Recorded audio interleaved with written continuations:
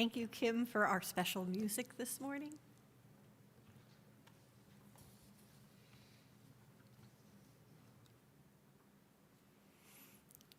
As an intern minister at the Binghamton congregation, I was asked to do an adult program for our monthly multi-generational after-service religious education workshops. I thought about what I wanted to do, and I settled on what I called the big questions.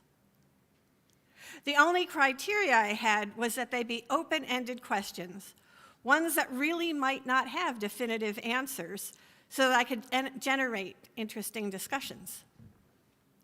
I was visiting seminary friends in Cambridge one weekend, and so I asked them to come up with the questions. And over a pitcher of margaritas, we generated about 20 of them. Questions like, is it better to know or not know? Is time linear? What does it mean to love your enemies?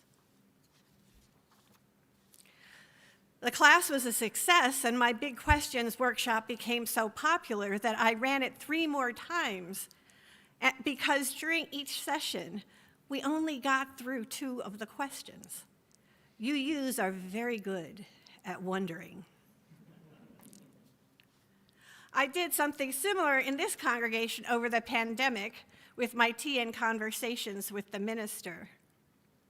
And I also did it again at Ashby Ponds this last fall. The physicist and writer Richard Feynman, in his books, Surely You're Joking, Mr. Feynman, wrote a brief poem. I wonder why.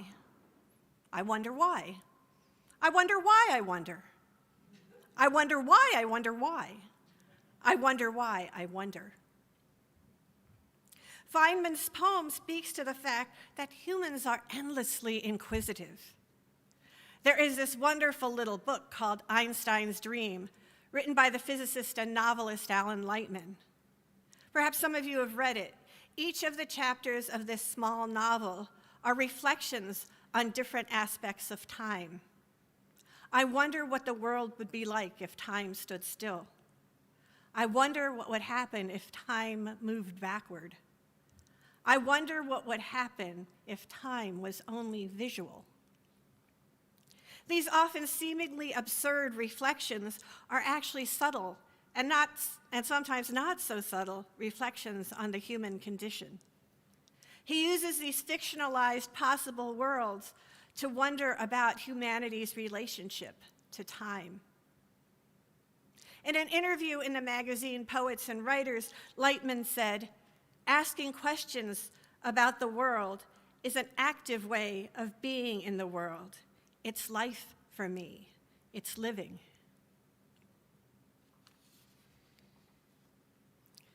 Curiosity is at the heart of our relationship to wonder and wondering. Those people we admire, artists, entrepreneurs, scientists, ordinary people trying to figure out life's perplexing problems, all begin with, I wonder. Each of us begins with this when we are contemplating anything. I wonder where I will be next year. I wonder whether I should have children. I wonder if I should start a new course of study. All of these simple questions are what spur our own journeys through life. We wonder, and then we figure out whether our wondering is worth pursuing. Sometimes we know what our end goal is, and sometimes we don't. And sometimes we think we know what our end goal is, and things don't go as planned. Jeffrey Davis, who studies wonder, writes, your curiosities may not lead to scientific theories or insights, but your quirky inquisitiveness can advance you toward more creative fulfillment, even when outcomes are uncertain. The Buddhist nun Pema Chodron writes in her book, Comfortable with Uncertainty, the Bodhisattva accepts that we will never know what will happen to us next.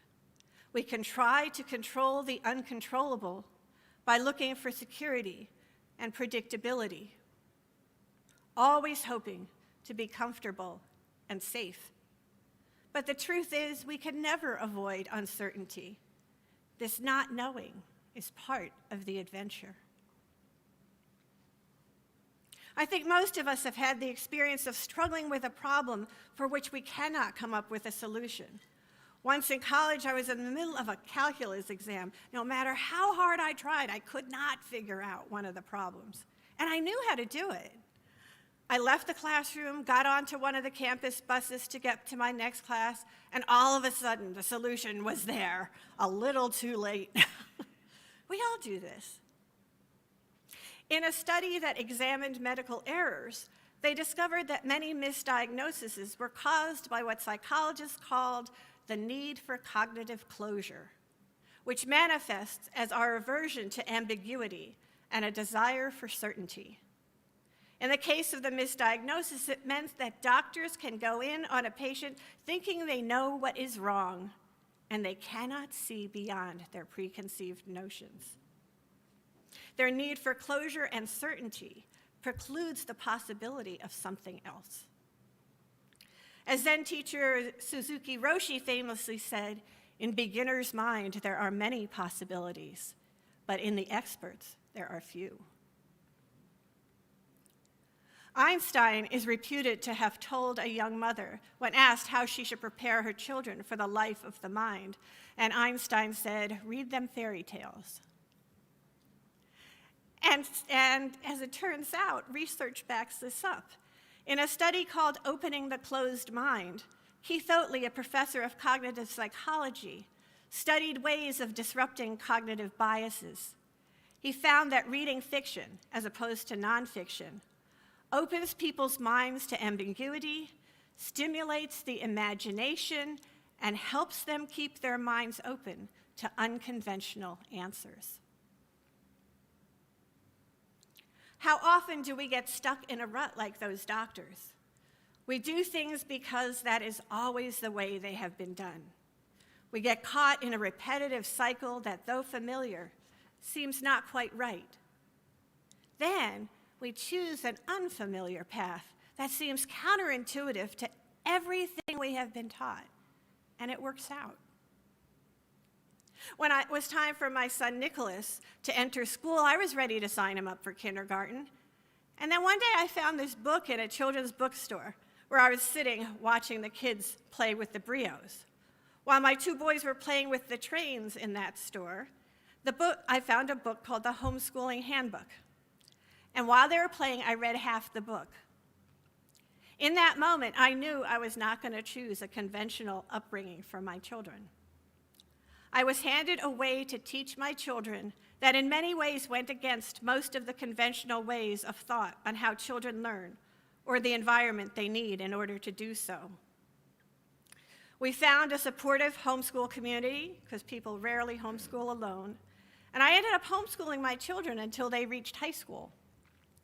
We were living in California at that time, and one of the ways to homeschool in California was to fill out what was called an R4 affidavit. It basically said we were a private school. We called our school the Wonderful School. I could have put that book down after the first couple of pages, but I didn't. It spurred me on to thinking, I wonder what it will be like to try this. I recently came across a book that's called From What Is to What If. The book opens with the author, Rob Hopkins, describing what a typical day for him would be like in his ideal world. In his imagined world, there are farmers markets and children's schools have gardens outside them, and there are few cars and people use mostly bicycles and public transportation, and his town has a thriving local economy. It is not his current reality, but all the things he imagines, from the economics to the transportation, are things that are being implemented somewhere across the globe. They are experiments in living that subvert or disrupt what we think of as conventional ways of being. They were thought of by those people who said, "What if?" And some of the ideas may be good, and some of them may be doomed to failure. And maybe that's okay, because remember, Pema Chodron said, "The not knowing is part of the adventure." I liked asking the big questions They allow us to clarify our values, meaning, and belief about issues.